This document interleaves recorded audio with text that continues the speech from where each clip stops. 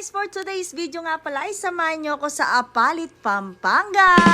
Paano nga naman kasi ay meron lang naman nag-franchise doon. O diba bongga? Eto nga at ako na rin na nagbukas ng gate. Paano naman nakakahiya naman kay Metring at init na init siya. Mula nga dito sa Pulilan ay babiyahin na kami papuntang Apalit. Pero syempre check muna natin ang Festlock ko. Parang feeling ko fresh na fresh ako today.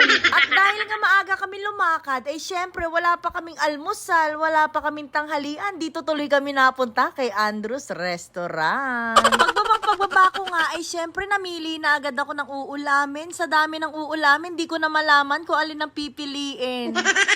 Ang Andrew's Restaurant nga pala guys ay sa may bandang Pungo lang. Along the highway din siya. And alam nyo ba guys, 50 pesos lang ang per order nila.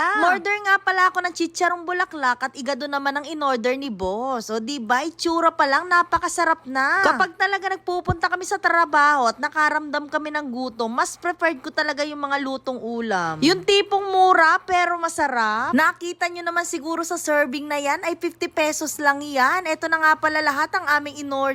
Halos araw-araw nga ay dito na kami kumakain dahil nga nadadaanan namin to papuntang trabaho, dito na kami kumakain. Isa rin nga pala sa nagustuhan ko dito ay ang kanilang napakainit na sabaw. Imagine, napakalaking tipid talaga kung dito ka kakain dahil 50 pesos lang yung ulam tapos 10 pesos lang yung kanin. O diba, napakasulit. Isa pa nga pala ditong ipagmamalaki ko sa inyo na talaga namang masarap ang mga ulam. Syempre, maarte tayo, diba? Gusto natin mura na masarap pa. Kaya naman saludo ako sa mga nagbebenta ng masarap pero mura. And then fast forward nga pala tayo, on the way na tayo papuntang Apalit. Pero pinipilit kong hindi tignan ng mang inasal dito dahil meron ako naaalala. Grabe kayo.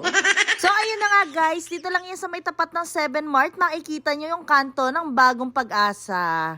Ewan ko lang kung meron talagang Bagong Pag-asa dito. Sharing lang guys. So ayun na nga guys, papasok lang kayo dito sa may Bagong Pag-asa. And dire-diretso lang to, madali nyong makikita ang bagong franchise ng Heart and Soulmate. Grabe kayo. So ayun na nga guys, eto nga palang nilikuan ko ay yung kanto, bago yung huling kanto. Nagets nyo ba yon? Dire-diretso lang yan guys. Dito nga lang pala yan matatagpuan sa may bagong palengke ng Apalit, Pampanga. So ayun na nga guys, eto na tayo sa may likod ng palengke, matatagpuan nyo ang FJB Rental. Ayan na guys. Dali-dali na nga akong bumaba guys kasi sobrang init talaga. Pero isasapalaran natin ang balat natin para sa ekonomiya. So ayun na nga guys, ito nga pala ipopwestohan natin ang Heart and Soulmate Korean Grill House Apalit brand. Ito nga lang pala yan guys sa may likod ng bagong palengke ng Apalit. And alam nyo ba guys na sikat na vlogger ngayon ang nag-franchise sa atin? Kaya naman mas pinabongga natin ang Apalit brand. Eto na nga at buti na lang napakasisipag ng ating mga manggagawa. Saludo ako sa inyo kuya. Kaya naman soon i-reveal natin kung sino ang nag-franchise sa atin. Yun lang guys, don't forget, you follow me,